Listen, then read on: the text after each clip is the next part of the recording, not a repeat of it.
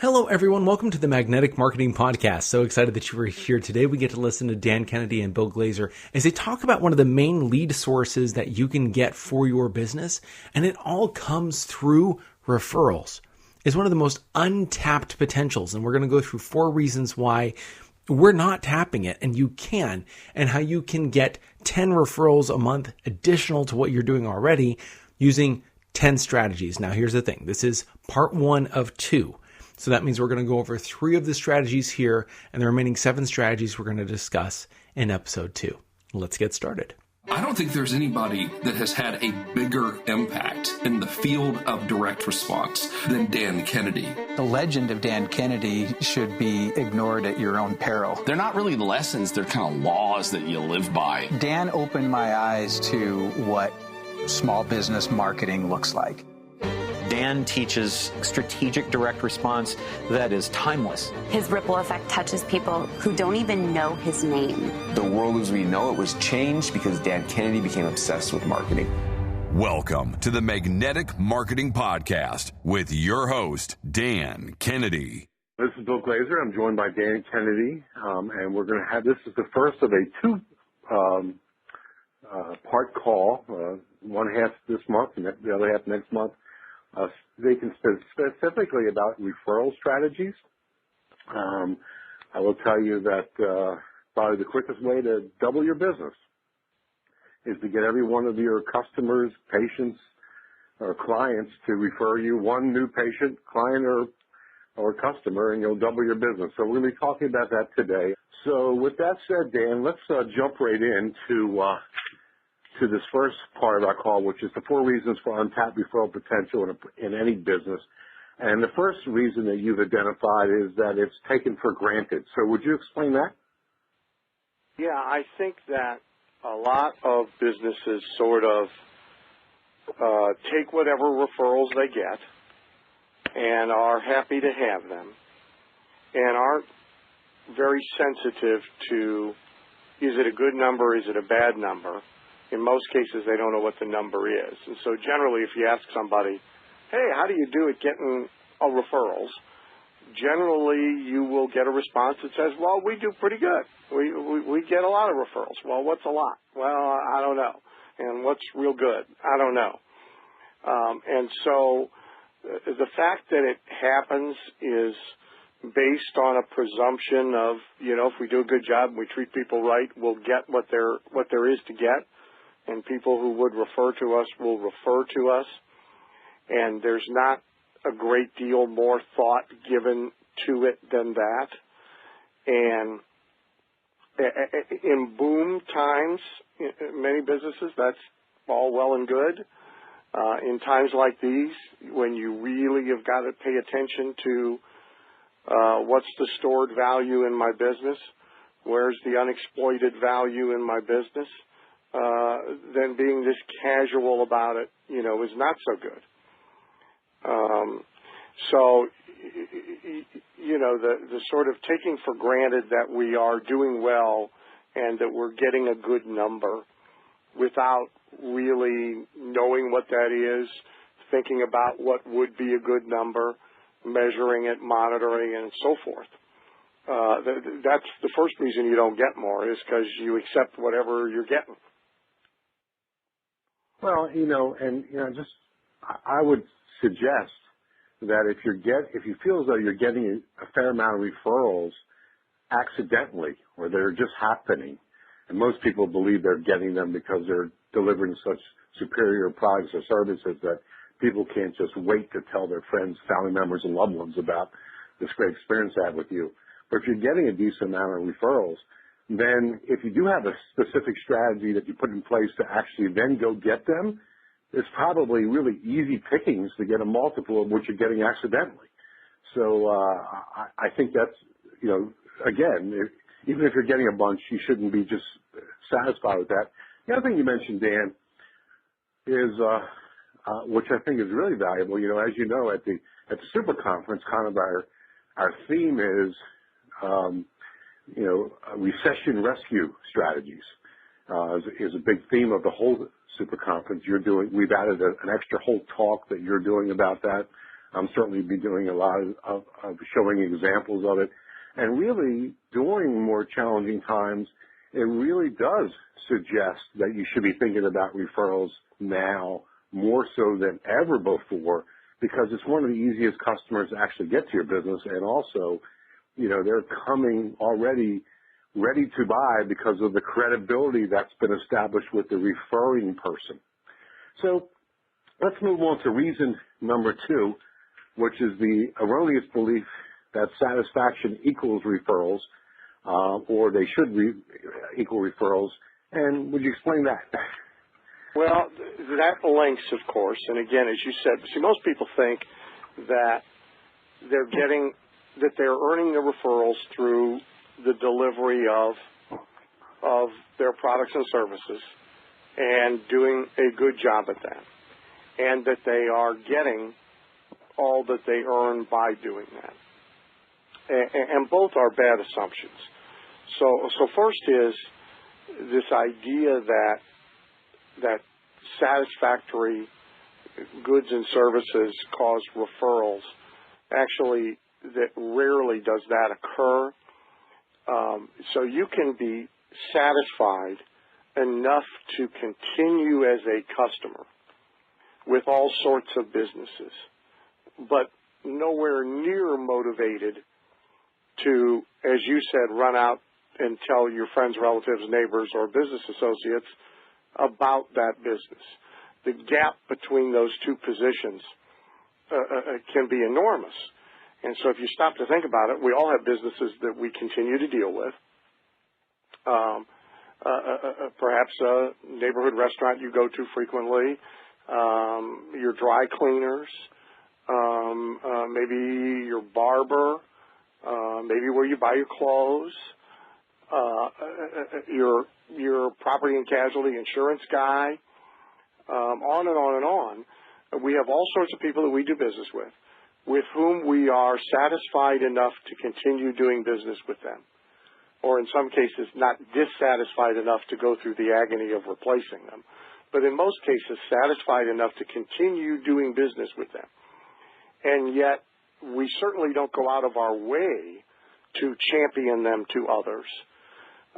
At best, if somebody directly says, hey, I just moved into the neighborhood, who do you get to clean your carpets? We may directly answer them by telling them about who we have clean our carpets, but we weren't at all ever going out of our way. We didn't make a point of saying, hey, I know you just moved into the neighborhood, and at some point you're going to want to get your carpets cleaned, and man, let me tell you about Bill, because this is the guy you should have clean your carpets. But we're not doing that. And so satisfaction is rarely enough to create passionate advocacy of champions.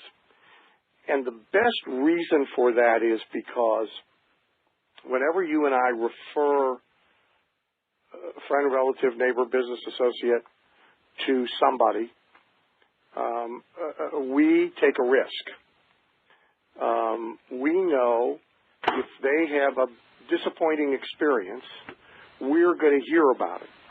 The closer they are to us, the more vociferously we're going to hear about it. And in some cases, we're never going to stop hearing about it. So, and just about everybody's had the experience of, gee, we got a restaurant we go to all the time, we like it, everything's great.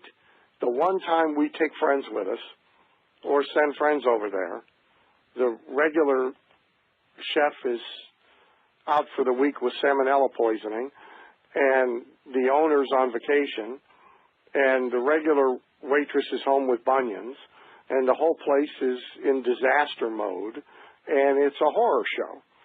And so we have this reluctance, a very sensible reluctance to refer because of the responsibility upon us and the risk that comes with us. So it takes more than being satisfied to cause any of us to want to champion a business, to go out of our way to tell people about it, to be its advocate. It takes a lot more than just being satisfied. And if people actually, sort of looping back to reason one, if people actually measured, even those who think they're doing well with this, if they measured, they in most cases will find out they're not getting a lot of referrals. And this is predominantly the reason why, because they're relying on simply satisfying customers or clients in order to get them. So, like the stat I quoted in a report that I've used for years as a starting point is a famous automobile salesperson. His name's Joe Girard, and Joe holds the Guinness Book of World Records title for this as America's greatest salesman. And his automobile sales career was almost entirely referral driven. And Joe's rule of thumb was that everybody knows 52 people important enough to tell about a funeral or a wedding. Therefore, they know 52 people who they could tell about you. For most local businesses, I always cut it in half. I always said half of them live outside the area, half of them live in the area. So let's say the real number is 26. And in order not to have to remember a difficult number, let's say the real number is 25. So if you compare yourself to a car salesman, which generally are not held in high regard, my apologies to car salesmen on the call. Hey, at least you're not a lawyer. They're generally not held in high regard. So if a car sales guy can get 26 referrals per customer, and a guy I used to buy all my cars from, his working average was 32. If they can get that many, and you're a chiropractor who is laying on the hands and healing them, you ought to be able to get that many. So now let's go take a look at your actual patient file. Let's go take a look at your list of regular customers in your restaurant, regular customers in your retail store, clients in your accounting practice, whatever, and let's go right down the list. And let's see how many referrals this person has given you, and how many referrals this person has given you, and how many referrals this person has given you. And A, I guarantee you it's nowhere near 26 or 25. And B, I can guarantee you that 90% of the business people don't track this at all. And so when they begin tracking, they immediately start to cure the take it for granted problem. And then there's a whole micromanagement of it exercise that we can talk about or not talk about as you wish, tied to this. But then, so they start to solve the misperception on their part that they're doing really well with this and realize how much unexploited value there is. And then you can move to, well, why is that the case? Well, it's because we're relying on being satisfactory in order to get these referrals. And that's nowhere near enough effort in order to earn them and get them. I'll tell you an interesting story that really supports that is, Dan, as you know, and quite a few of our members know, Karen and I, we purchased last year a share in a pretty high-end travel program. And shortly after we joined, I started getting information about the financial stability of the company, regularly sent to me. And I happened to have a conversation by chance with the sales guy, who was a spectacular sales guy, by the way, and selling this to me. As a matter of fact, during the sales presentation, I had more questions about how he developed his sales skills than I did about the program itself. But he was telling me that, he said, Bill, the number one reason why we give so much data to our members as far as how strong the company is because we weren't getting enough referrals. And a lot of people they don't mind joining this thing themselves. They were afraid to send their friends to this thing and fear that the company would go out of business. So we load them up now with information about the stability of the company, and our referrals went up dramatically. So I think you're 100% right that people are often afraid to refer because of, being embarrassed of sending people to something that they're going to look bad about. Well, that's right, and it's a phenomenal example. And it gets to thinking through, what do we have to do besides satisfy this customer in order to get over this higher threshold to willingness to refer, and then get all the way to the highest threshold of desire to refer. So he at least is doing something to address your willingness to refer. Now, whether this whole thing has gotten to the point that you're like so thrilled and excited and passionate about it that you will go out of your way to refer is another question altogether. Well, so let's move on to reason number 3 now. Again, we're in the category of the 4 reasons for untapped referral potential in any business.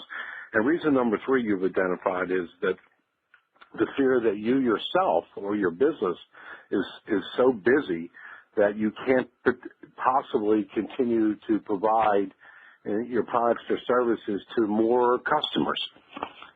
Yeah, this is one that a lot of people don't understand. And frankly, the more successful your business is, or certainly the busier it is at peak times, the bigger a danger this is. Yogi Berra's great line was, nobody goes to that restaurant anymore because it's too busy. And so if you only go to your favorite restaurant at times when it is packed and there's a waiting line for tables, your self-interest kicks in, and you think to yourself, you know, if I bring a lot of more customers in here, then all that's going to happen is the attention and time that the waiter can give to taking care of me and talking to me about the best wines that go with this, and the quality of experience that I'm going to have when I come here is going to go down. So it's actually in my best interest to shut up about this. But doctors have this a lot. Very common with chiropractors for Friday afternoon from 3 to 6 p.m. to be the busiest time, because everybody wants to come in and get their adjustment before they go home for the weekend rather than back to work, where stress will set back in and it'll undo the whole thing. Plus, it's a good excuse to leave work early. So Friday afternoon is like a good busy practice, a successful practice. Friday afternoon, they're hanging from hooks in the waiting room because the chairs are all full, and the staff and the doctor are running from treatment room to treatment room, and this is what you see. And if you never go there on Tuesday morning, when everybody's sitting around reading magazines, you only see it at its busiest time, and you assume it's always like that. And so in that scenario, in order to get referrals from people who haven't been referring, which your tracking tells you, it's a reasonable assumption, especially if you then note that they only come in at these peak times. So Helen's a patient who's been healed. In your accounting practice, Bill is a guy who you redid his taxes and rearranged his finances and saved him $100,000. I mean, whatever the case is, this person should be thrilled with you. They've been with you long enough to refer. They haven't referred. They aren't referring. And, gee, they only see us at peak times. Well, that now tells you got to do something about that, and in one way, shape, or form. What we always taught the chiropractors was the conversation, the direct conversation with the patient. Gee, Helen, I see in 4 months, even though when you came in here you couldn't walk, and now you're a Fred Astaire instructor, we see that you haven't referred anybody. And we also see and notice you only come in Friday afternoons when people are hanging from hooks in here. And so you may think, Helen, that we don't have any room for any new patients. And if you refer somebody, either I'm going to drop over dead with a heart attack, or we're going to cut the time that we give you. And you need to know, Helen, that there are times of the week you don't see when you can throw a bowling ball through this place and not wound anybody. And, in fact, we save time specifically for new patients referred to us by our good, et cetera, et cetera, et cetera. So you need to address it. And the same thing can occur in any business. It can occur in an auto repair business. It can occur in a retail business. It can occur in any business. And it is a reason that people don't refer, is they view it as getting in their own way. And in B2B, both you and I have had this experience where a vendor is a really good vendor for us, and then we refer enough business to that vendor that the vendor actually does become overwhelmed. And we find them taking better care of the people we have referred to them than taking care of us. And that sharply diminishes our desire to refer anybody else to them. So it's a very real factor. And it gets, to the fact that this whole thing is largely psychological. And so again, it's not just a matter of delivering satisfactory or even superior product, services, or results. It's more complex than that. Well, we're having a really good call to you, reminded me of the vendor woes. Sorry. and right now I'm knee deep in the middle of one of them that's humongous. So, I have platinum calls all day today, as you probably know. And I got an earful from one of our platinum members about one of our vendors who we recommend often as well. It's probably the same vendor, my guess. Probably. By the way, before we talk about the fourth reason, I just want to this thinking about you're so busy in your business that you can't take on more new referrals and more new customers. I just want to mention that this also can be the same problem can be very dangerous in other places in your business. So, I mean, the example that you gave as far as the chiropractor who, is so busy on, I think it said Friday afternoons that they can't take on more people. It was interesting. I was doing a consulting call last week with a retailer, from my BGS marketing days. And, he was telling me that, they've stopped doing the regular system that they had in place to ring up sales in their store because of the fact that they're so busy at a certain time of day. For 3 hours is their busiest time, and they can't ring up the sales. But he also was telling me that that's caused a tremendous amount of additional theft in his business by not properly ringing up the sales. So now the cashiers there's nobody watching them. They can steal whatever they want. Yep. So it's the same problem is that people often say we're so busy, so they're not putting the things in place in their business that they need to do, as opposed to figuring out, gee, now how do I still put the important things in place and overcome this not so busy thing? So it's now just more systems that you have to put in place in order to accomplish that. That's true with referrals, and that's also true with other things. So let's talk about number 4. So again, just want to remind everybody, we're talking about the 4 reasons for untapped referral potential in any business. And the 4th reason is out of sight, out of mind, which actually I think it's the number 1 of the 4 reasons. But Dan, if you would explain that, please. Yeah, because a business owner tends to eat, sleep, live, be focused on his business all the time. He sort of thinks that his good customers and clients are equally focused on his business, and they aren't. He thinks that they know what I do. I don't need to tell them what I do, and they know where I am, so I don't need to tell them where I am. And they're happy. And so if they have an opportunity to refer somebody to me, they will. End of story. And, maybe, I send them an imprinted calendar the first of the year, and I send them an imprinted pen in July, so that, ought to take care of it. People got a lot going on in their lives, and they got a lot on their minds. And they're not walking around thinking about their financial advisor. Well, these days they are, but not in a way that would stimulate a referral, probably.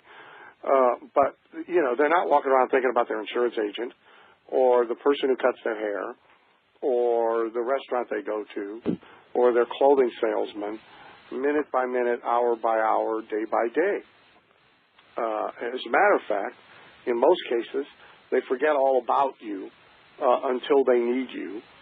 And in many cases, they have to strain to think about, now, what was that guy's name again who works over there at Nordstrom's, and where's his damn business card, and who fixed this furnace the last time 7 months ago, and where's their doohickey? So they can't even find you to buy from you, let alone refer anybody to you and be alert for opportunities to refer to you. So if you are out of sight, out of mind, then these opportunities come and go and get missed on a day-to-day basis. The opposite of that, of course, is to be omnipresent, ever-present, so that you are in what I call a top-of-the-consciousness position. And very small gaps of time go by between you reminding your customer or client of your relationship. And so most businesses, just do not have the frequency, the constancy, the presence that is necessary to spark maximum referrals. To the contrary, they're pretty much invisible in between transactions. And all the referrals slip through the cracks between the transactions.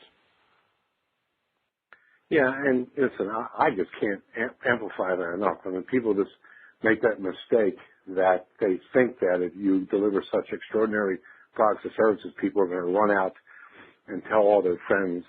And truth be told, even if you can deliver that great experience, they just don't, because they're just so damn busy in their lives.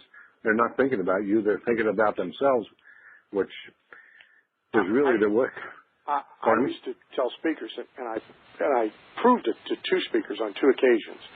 So, those of us who speak professionally, most speakers sort of measure their impact and success by the afterglow of the standing ovation and the people mobbing around them afterwards to touch their sleeve and tell them, how great they were. And so I would always say to speakers, and how many of those people do you think can even remember your name 3 days later? So if they wanted to tell the meeting planner at the group they belong to, or the vice president of their company about you, that they could even tell them who you were.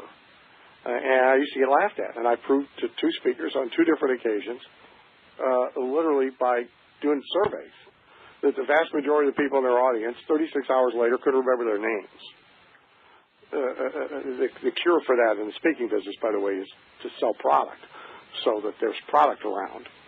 So, the guy's got books and CDs and courses and coffee mugs and stuff all over the place. So, like, your name is, if he can find it if he wants to. But it's simply illustrative of the fact that, we think we have much greater impact than we do, and we think that we are on their minds much more than we are. So we're going to move on to the 10 strategies to add 10 referrals a month. And strategy number 1 is creating a referral culture. So, Dan, I'll turn that over to you. What do you mean by referral culture? A environment where everybody's very conscious and aware of it, and so both customers and employees, as well as the owner himself, are very aware that what's supposed to happen here is customers are supposed to refer. And in fact, customers do refer. And if there's a customer who's not referring, there's something wrong. And the customer should know if they're not referring, there's something wrong, because they see evidence and demonstration all around them that what customers do around here is refer. So that's the first part of it. The second part of it is frequent and constant measurement of referral productivity so that you can hold yourself accountable, you can hold your staff accountable, and you can hold customers and clients accountable. So all the way back to Helen in the chiropractic office. That's holding Helen accountable. That's being aware that of the 5 customers who I'm going to see today, 4 of them are referring, 1 of them isn't, and so I need to do something about the one who isn't. And of the 4 who are, 1 of them's been a superstar at referring, and I need to acknowledge and I need to encourage that. And so measurement is about what are our expectations, how many referrals are we supposed to get this week, this month, this quarter, this year, how many referrals are we supposed to get from each client, and how soon in the relationship are we supposed to get them, and how often are we supposed to get them, and are, in fact, we getting them or aren't we getting them? So culturally, this permeates everything. I mean, it affects office or store decors and display. It affects staff training and staff meetings. It affects actual accounting, record keeping, statistics. It affects planned, if not scripted, at least planned conversations with customers and clients, awards, gifts, recognition, as well as from time to time special formalized referral promotions. And so this is really about deciding that our business is going to be about referrals. And since it's about referrals, we're going to make sure everybody knows it's about referrals, and we're going to hold ourselves accountable for a high level of productivity. Well, you mentioned signs, and by the way, and I want to give an illustration of that in just a second, but it kind of, when you were talking about it, it kind of reminded me, going back to the program that you developed for wealth attraction, and when you talked about there putting in certain wealth magnets where you're constantly reminded of wealth, and like, I don't know, is this still true that if you go into your kitchen and you open up your drawer that holds your silverware, there's cash in that drawer to remind you of wealth? The drawer next to the silverware drawer is chock full of cash. Okay. Cash. Well, so if anybody breaks in there, they know exactly where to look. But Save them a bunch of time. That's right. But my point is, like, that, that's to create a culture of thinking about wealth, and the same thing holds true in referrals. And one of when I think of it, I've helped, many people know that I helped my brother-in-law, who's a dentist, with his dental practice to grow his dental practice. And one of our biggest strategies is referrals. And we do 2 major things with referrals. And one of them we'll get to on the second point here. But the first one is in every one of the, I believe it's called operatorias, where you actually do the procedure, there's a pretty significant sign there that is basically telling patients that, one of the ways and I'm paraphrasing here, but one of the ways that the office grows is to help people just like them while they're in order to refer their friends and family members to the practice. And again, I'm paraphrasing the exact language because the language is a little proprietary that we've developed. But so now when the patient is in the chair, the only thing they can look at is a sign kind of reminding them about referrals. But as importantly, my brother-in-law reports back to me that what that sign also did was it kind of reminds everybody who works in the office that they're looking for referrals. So they're getting much more talking about referrals in the office since those signs have gone up. So it is an office that has a culture of referrals. The other example I'll mention of that, which is not about my brother-in-law, but the Royalty Rewards program that we're involved with Roy Fatt. Now, this is an addition to the application process. And every time you get a new person to sign up for the loyalty program, on there's a bonus. You get bonus points if you refer. So again, it's creating a culture where people are thinking about referrals and looking for every opportunity you can to remind people that you are, in a referral environment. So let's move to number 2 on our list of 10 strategies. A customer newsletter done right. So this is a topic that's very near and dear to both you and I, Dan. We're both huge believers on customer newsletters, and we ourselves write and or publish many newsletters ourselves. Everyone on this call is receiving several of those from us. So talk about, I guess we should remind everybody how important newsletters are for referrals, but also would you explain this language of done right and how you do it right as opposed to not doing it right? Well, this gets to the real asset value of the business, which it goes up dramatically when it's not customers, but it's customer relationships. And under ideal circumstances, customers believe, have a sense of, have the experience of being in a real relationship with the business owner, and in many cases, the staff persons of the business. Certainly in professional practices, that's true. And so that's facilitated, it's an outdated term now, but that's facilitated in part by them being pen pals. And that's the kind of thing that gets sent, you send to somebody you have relationship with. A prefab off-the-shelf commercially prepared newsletter that has article content in it but has none of that now is infinitely better than doing nothing, because it at least addresses, or it is a component part of addressing out of sight, out of mind. But it is not Aunt Martha's Christmas letter in any way, stretch or form. And done right, a really good customer newsletter has elements in it that are Aunt Martha's Christmas letter.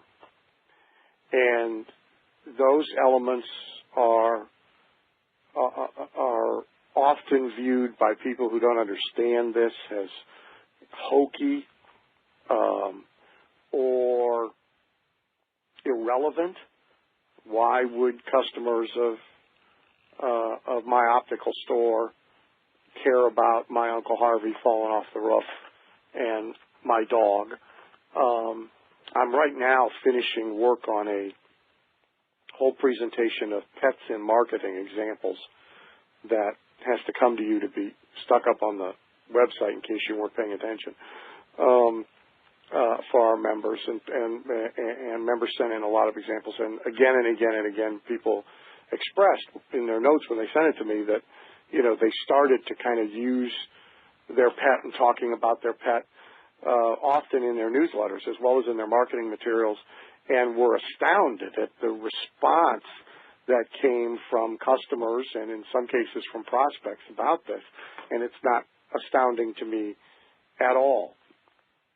So, first of all, the newsletter in and of itself has enormous value because in stimulating, specific to stimulating referrals, but also in customer retention and permission and opportunity to promote new products and services and offers and so forth, because it imposes a discipline on you.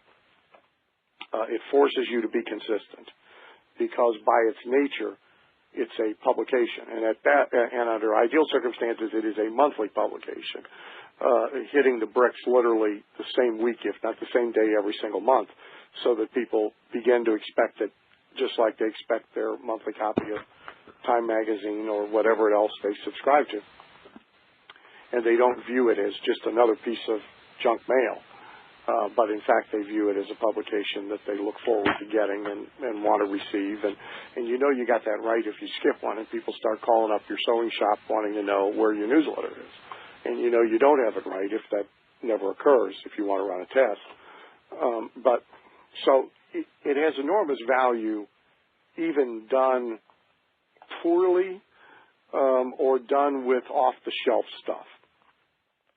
But it really has value when somebody, and often again involving their staff, will take the time to craft it lovingly and personally and incorporate their own stories, their philosophies, their experiences, their Aunt Martha's favorite recipe of the season, on and on. These things, I've yet to see anything as powerful as a component part in stimulating maximum referrals in 30 years has this when it is done right. Yeah, let me ask you a question about that. What would your take on how far you can push that envelope in terms of how overt you can be about asking people for referrals, or do you want to be subliminal about it, or do you want to, or is there a time, or are you usually subliminal and then every now and then you notch out one of the months of, or 2 of the months a year your newsletter when you're more overt? What is your thinking about that? I would support the last has best, but my real answer would be all of the above. I think there's a lot of stealth. You know, when you put together your newsletter, you have opportunities, all sorts of opportunities to, if not subliminally, to gently keep putting in their face the fact that what people do around here is refer, and we really like it when they refer. Your opportunities to do that are to dispense recognition only to customers who refer. And just mention, oh, by the way, so here's our customer of the month, Billy Bob, and here's all about how Billy Bob used our carbon dioxide detector in his house to save his family. And, oh, by the way, Billy Bob referred 4 new customers this month. And, of course, if every customer of the month has that mentioned about them somewhere, everybody but the real dim bulbs, gets it after a while. You have opportunities. Some very common is the list of new customers, new clients, new patients, and next to their names, the lists of the customers who referred them. And so that's there all the time. And so I wouldn't go so far as to call it subliminal, but it is actually an extension of the culture of referral expressed in this media. Then, to your last point, every once in a while, well, actually, first of all, you can have institutionalized as well incentives and reward and recognition for referral if you wish. A very common thing that we've always done with practices is the patient of the month who there's a criteria for being patient of the month, which includes compliance, getting great results, keeping all your appointments on time, and referring. And the patient of the month may get dinner out, or they may get a customized experience based on what they like. So you might get Baltimore Ravens game tickets, and somebody else might go to the museum. And that's all written up in the newsletter every month. So that can be institutionalized. And then every once in a while, several times a year at least, you run some kind of very specific referral promotion, perhaps tied to a charity, whatever, that is blatantly advertised in the newsletter as well as everywhere else, and it provides a platform for doing that. But one of the things to think about it, well, the two main things to think about it are, one, to think about it as glue, as the foundation for all of your communications that sustain the relationship with the customer and sort of hold the whole thing together. And the other is that it's all about continually stimulating and reminding and encouraging referrals. And so when you sit down to build it every month, it's like, how are the different ways this month? How does this person's story, how does this example, how can we use this to keep reminding people that what customers do around here is refer, and we really like it when they do. Yeah, it's interesting. I mean, I think the Baltimore Ravens tickets would be a really great reward for referring in Baltimore. I thought, like in Cleveland, maybe if you don't refer, you get Cleveland Brown tickets. Yeah. The fewer you refer, the more games you have to go to. That's the way you use your skybox here. Number 3 on this list of 10 strategies to add 10 referrals a month, and it kind of, in many ways, it links to the previous one of having a customer newsletter, is to have just more frequent customer communication, which is, again, something that we certainly teach at Glaser Kennedy, and was one of the big triggers for jump in my business at my previous life of being a retailer, was all the substantial amount of more customer communication. So talk about that, Dan, give some examples, but my assumption is a lot of the same thinking that goes into the newsletter. Yeah, I mean, first of all, my two operating premises are, number one, you can't over-communicate unless you're boring or otherwise unwelcome. But otherwise, you can't over-communicate. You can't show up too often. And conversely, almost everybody, either through, quote, quote, being too busy or being lazy or being unimaginative or being cheap, communicates far too little. And so competitive advantage also comes along with being the person who communicates a lot and communicates frequently rather than communicates a little and infrequently. And so this is really about creating a plan appropriate for your business, for an amount of communication during a calendar year and a frequency, a predetermined frequency, whether that's once a week or once every other day or once a day or once an hour, a frequency. And then much like you teach them to build a marketing calendar for the year, you build this customer communication program for the year, and you stick to it. And there's obvious things that just about everybody can do, a birthday, anniversary, Thanksgiving,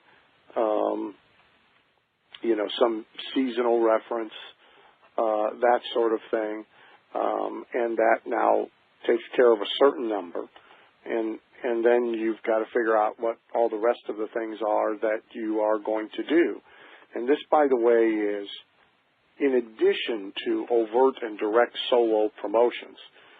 So if you think your frequency should be once a month, which I would say is not frequent at all, but for a conversational example, if you think your frequency of communication with your customers should be once a month, and you run a big sale every other month, you can't count the promotion of the sale as 6 of those 12 communications.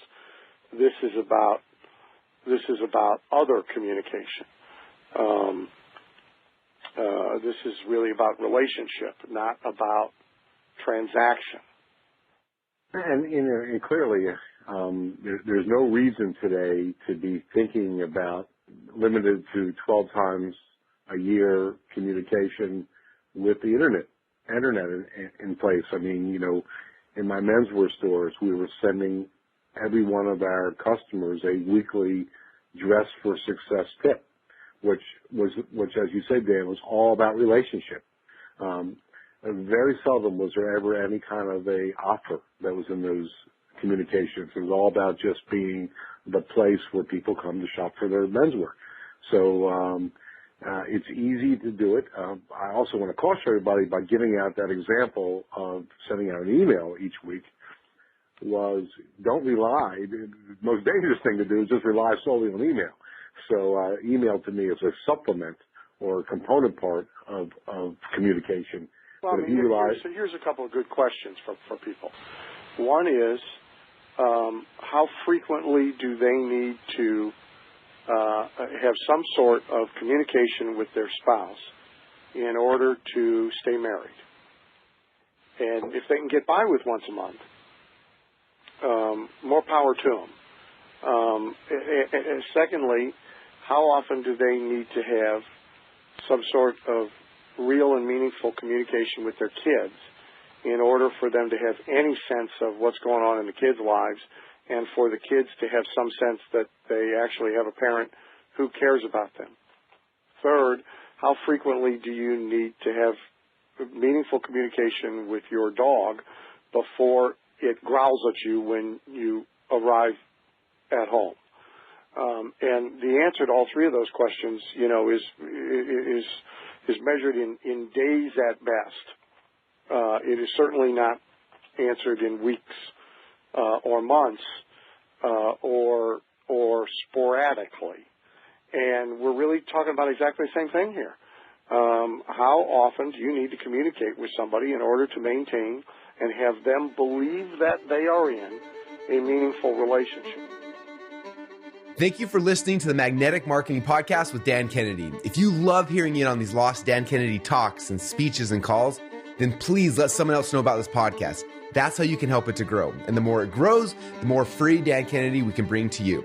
Also, Dan would love to give you the most incredible free gift ever, designed to help you make maximum money in minimum time. Now, this free gift comes with almost $20,000 in pure money-making information for free just for saying maybe. You can get this gift from Dan right now at nobsletter.com. Not only will you get the $20,000 gift, you're also going to get a subscription to 2 marketing newsletters that will be hand-delivered by the mailman to your mailbox each and every month. One from Dan Kennedy and one from me, Russell Brunson. To get this gift and your subscription, go to nobsletter.com right now.